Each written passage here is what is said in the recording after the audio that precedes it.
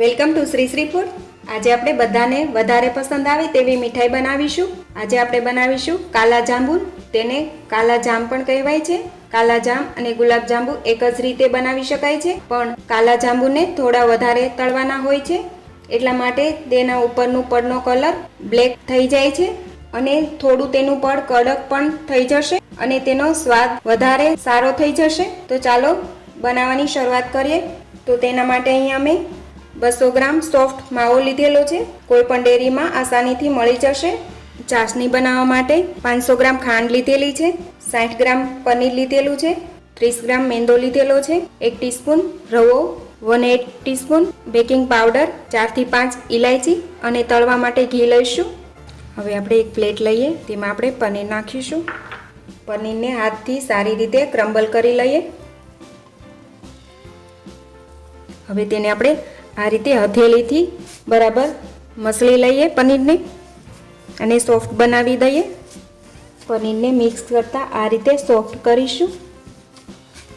હવે આ પનીર એકદમ સરસ રીતે સોફ્ટ થઈ ગયું છે। હવે તેમાં આપણે માવો નાખીશું। હવે પનીર માવો મિક્સ કરતાં આ રીતે તેને પણ આપણે સોફ્ટ બનાવી લઈએ। તેને પણ આપણે આ રીતે મસળતા જઈશું। પનીર માવો સરસ રીતે મિક્સ થઈ ગયું છે। હવે તેમાં આપણે 30 ગ્રામ મેંદો લીધેલો છે તે નાખીશું। ફરી તેને મિક્સ કરતાં મસળતા એકદમ સોફ્ટ ડોની જેમ તૈયાર કરી લઈશું। આપણે જે રીતે લોટ બાંધીએ એ રીતે તૈયાર કરવાનું છે। હવે આની અંદર 1 ટીસ્પૂન સૂજી પણ નાખીશું, 1/8 ટીસ્પૂન બેકિંગ પાવડર નાખીશું। હવે બધું જ મિક્સ કરી એકદમ ચીકણો લોટ તૈયાર કરવાનો છે। આ રીતે બરાબર મસળતા આપણે તેનો લોટ તૈયાર કરી લઈશું। આ મેં મસળતા એકદમ ચીકણો લોટ તૈયાર કરી લીધેલો છે। આ લોટ આપણો તૈયાર છે કાલા જાંબુ બનાવવા માટેનો। હવે પહેલાં આપણે ચાસણી તૈયાર કરીશું। હવે આપણે ચાસણી બનાવવા માટે એક તપેલી લીધેલી છે, તેમાં આપણે 2 કપ પાણી નાખીશું। તેની અંદર આપણે 500 ગ્રામ ખાંડ નાખીશું। ખાંડ ઓગળે ત્યાં સુધી રહેવા દઈએ અને વચ્ચે વચ્ચે આપણે હલાવતા રહીશું। આ રીતે વચ્ચે વચ્ચે હલાવતા રહેવું। ત્યાં સુધીમાં આપણે કાલા જાંબુની અંદર ભરવા સ્ટફિંગ તૈયાર કરી લઈએ। તો તેના માટે અહીંયા મેં 7 થી 8 નંગ બદામ, 7 થી 8 નંગ કાજુ અને 7 થી 8 પિસ્તા લીધેલા છે। આ ડ્રાયફ્રૂટનો મેં અધકચરો પાવડર બનાવી લીધેલો છે। એની અંદર ઇલાયચી પાવડર પણ નાખેલો જ છે। હવે તેમાં 1 ટીસ્પૂન દળેલી ખાંડ નાખીશું અને 1 ચમચી આપણે જે જાંબુન માટેનો મસાલો તૈયાર કર્યો છે તે નાખશું।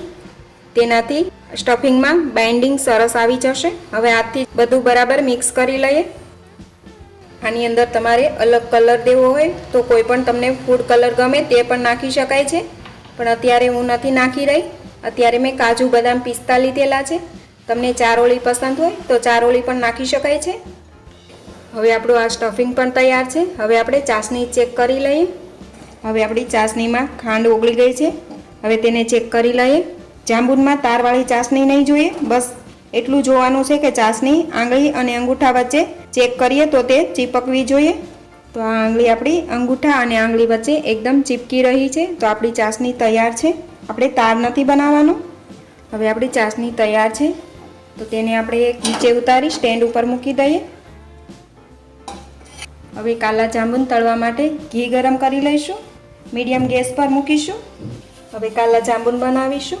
કાલા જાંબુન આપણી પસંદના કોઈ પણ સાઇઝના બનાવી શકાય, નાના અથવા તો મોટા કે મીડિયમ સાઇઝના પણ બનાવી શકાય છે। ડો આપણો એટલો ચીકણો હોવો જોઈએ કે જ્યારે આ રીતે આપણે ગોળ કરીએ ત્યારે તેમાં બિલકુલ ક્રેક ન હોવા જોઈએ। તો આપણો લોટ એકદમ પરફેક્ટ છે। આ મેં અત્યારે જાંબુ સ્ટફિંગ વગર જ બનાવેલું છે। હવે આપણે સ્ટફિંગ ભરીને બનાવીશું। આ રીતે થેપી લઈએ અને વચ્ચે આપણે સ્ટફિંગ મૂકતા જઈએ। બરાબર પેક કરી લઈએ। અત્યારે આપણે સ્ટફિંગ ભરીને જાંબુ બનાવી રહ્યા છીએ। તમે સ્ટફિંગ વગર પણ બનાવી શકો છો। તમને જે રીતે પસંદ હોય એ રીતે તમે બનાવી શકો। આ રીતે એકદમ ગોળ ગોળા બનવા જોઈએ। આ જ રીતે આપણે બધા બનાવીને તૈયાર કરીશું। હવે આપણે ઘી ગરમ થવા માટે મૂકેલું છે, ચેક કરી લઈએ ગરમ થયું છે। તો પહેલાં ઘી ચેક કરી લઈએ, ઘી ગરમ થયું છે કે નહીં. તો થોડો લોટ તેમાં તળાવવા માટે નાખીશું. હા, ઘી આપણું ગરમ થઈ ગયું છે. જે લોટનો ટુકડો નાખ્યો તે તળાઈ રહ્યો છે. ઘી ઠંડુ હશે તો આ માવાનો બોલ્સ ઘીમાં તૂટી જશે અને વધારે ઘી ગરમ હશે તો બોલ્સ જલ્દીથી બળી જશે. તો આપણે મીડિયમ ઘી ગરમ કરીશું. આ ડો આપણે બહાર લઈ લઈએ. આપણને ઘી મીડિયમ ગરમ જોઈશે. હવે તળાવવા નાખીશું. આ રીતે આપણે બધા જ બોલ્સ મૂકી દઈએ. તમે કઢાઈને આ રીતે ફેરવતા પણ તળી શકો છો, જેથી બધી સાઈડથી એક સરખા તળાઈને તૈયાર થશે. જાંબુને આપણે બ્રાઉન કલર ના થાય ત્યાં સુધી તળાવવા દઈશું. આપણે ગુલાબજાંબુ બનાવવા હોય તો આટલો કલર ડાર્ક કરીને નીકાળી લેવા, પણ અત્યારે આપણે કાલા જાંબુ બનાવીએ છીએ તો તેને વધારે ડાર્ક કરીશું. થોડી વાર માટે જ ફૂલ ગેસ પર રાખીશું.